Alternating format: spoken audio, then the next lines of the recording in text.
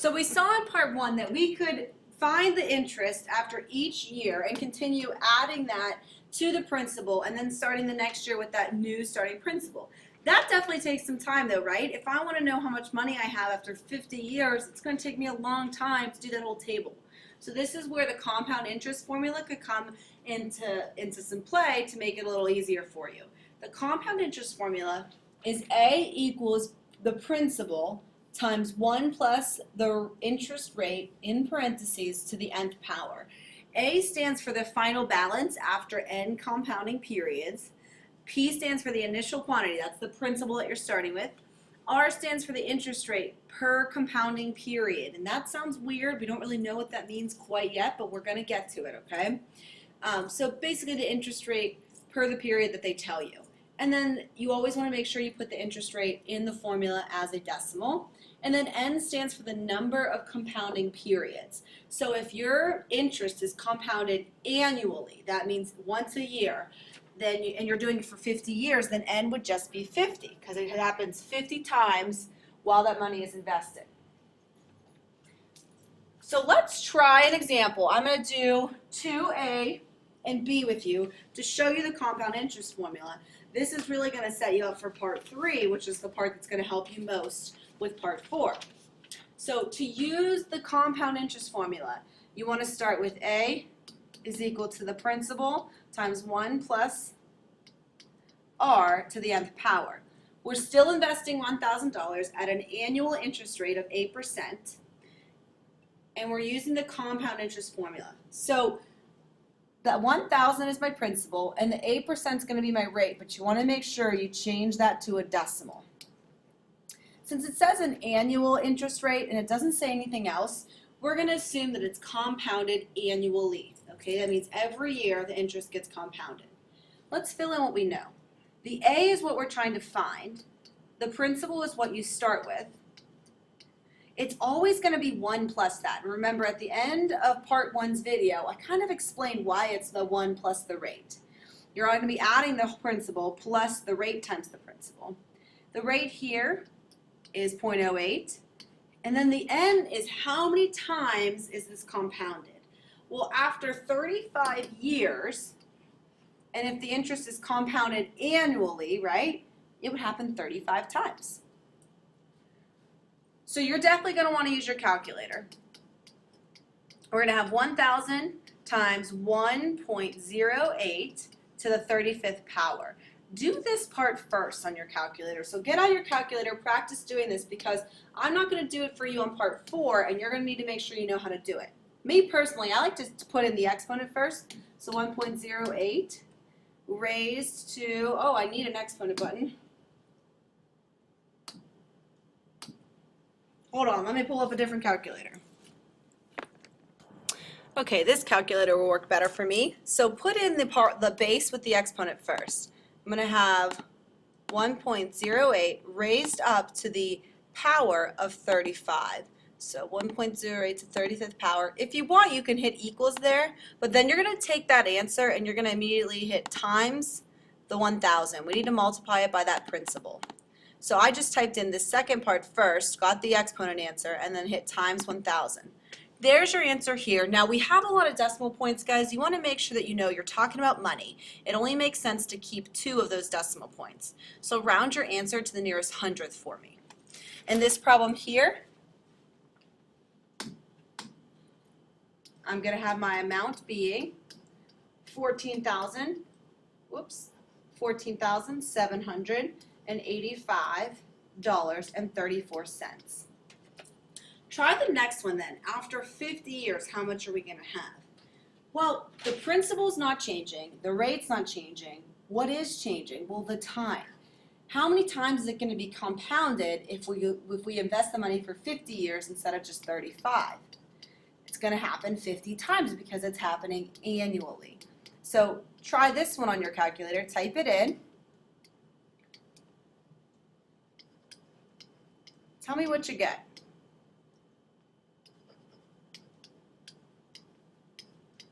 I like to do the exponent part first and then multiply by 1,000, and then remember you're talking about money, so you only want to keep 2 decimal points.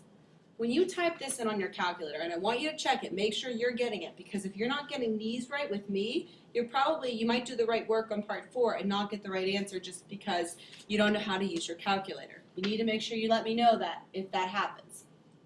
Here on this one, I got $46,901.61. That is awesome. If you invest $1,000 and let that money sit there for 50 years, never touch it, and it keeps an annual interest rate of 8%, you'll have almost $47,000. That's pretty cool. So if you earned simple interest, your investment value would have been worth $5,000 after 50 years. If you earned compound interest, your investment was worth $46,901.61. Can you tell me which one do you prefer, simple or compound, and explain which interest type is better and why? See if you can explain the why is better. So I really want you to think about that. That's it for part 2. We're going to be going on to part 3, which is if we change the interest period, how does that change your answer? So if you're ready to move on, you can go right into part 3 here. If you need a little more time, you can pause and come back to this video and start at right about 6 minutes. So part 3, comparing the interest periods. Like I said, interest could be compounded annually, but it could also be compounded maybe daily or monthly or quarterly, which means 4 times per year. If interest is compounded monthly, how many times does it happen in 1 year? Well, that'll be 12 times in 1 year, right? If it's compounded daily, that'd be 365 times in 1 year. But when you change the compounding period, that also does affect the rate. You need to make sure those are the 2 things that change in your formula. So you really haven't seen this yet. I want you to do number 4 honestly and truly on your own. Do you think it's better to earn interest that is compounded less often or more often? Do you think it would be better for you if you were earning interest on the $1,000 for your bank to compound it every day versus just every year, or every maybe quarterly, which would be 4 times per year, versus 12 times per year? Which one do you think is better? Give a little prediction there and write an explanation, and please do that first before going into 5.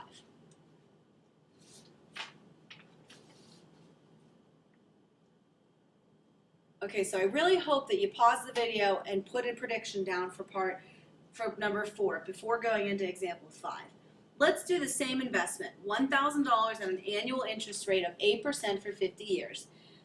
Let's find the value after 50 years for each case below.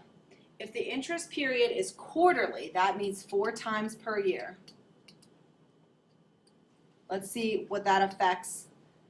And the nice thing is we already know annually we had about $46,000. Versus if the interest period is monthly, if it happens 12 times per year. Let's compare, okay? So there's going to be 2 things that are going to be affected. The R is going to change, and the N is going to change in your formula. Here's why. The R must be the rate per compounding period. So since I gave you an annual interest rate, but I'm compounding it 4 times per year, I need to change that rate to what is the rate for each period. It's a very simple change though, okay? So your A equals P times 1 plus R to the nth power does not change. That's the same formula, but here's what does change, okay? The R is going to change and the N. My principal stays untouched. The 1 stays untouched. The R now is going to become a fraction. Since I was given an annual interest rate and I want to know what that is per compounding period, if you go back to your compound interest formula box, the R says the interest rate per compounding period. Well, per means division, right? So take that rate and divide it by how many times it'll happen in that year. Since this one is happening quarterly, I would divide the rate by 4. So that'll be a fraction there since the compounding period is different than the interest rate. Then my exponent for N, remember N stands for the number of compounding periods. Well, it's compounding for 50 years, 4 times per year. That exponent then is going to become the 50 years times 4 times per year. So all that changes is whatever your interest period is has to affect the N and the R. Now let's simplify this. Definitely use a calculator here. On this one, works out to be 1 and 200, so that's not too bad. And 50 times 4, not too bad. That's a 200. So let's use our calculator to put this in. So now I have 1.02 raised to the power of 200. I like to hit equals and then do times my 1,000. After 50 years, if your interest is compounded quarterly, we got 52,484 and 89.7, but we got to round that up, so 90 cents. So my A is 52,484 and 90 cents. Was that more or less than what you had if your interest was compounded annually? Look back and see. Okay, well, let's try B. If the interest period is monthly, that's going to change your R and your N by a 12 instead of a 4. So my principal stays the same. It's 1,000. My interest rate is still 8%, but now how many times is that happening in the year? Well, and what is the interest rate per compounding period?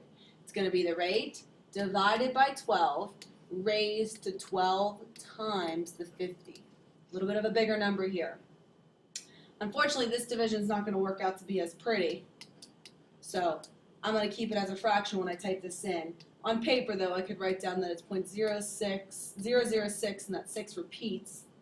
And 50 times 12, 0,600 power. All right, let's try typing this in.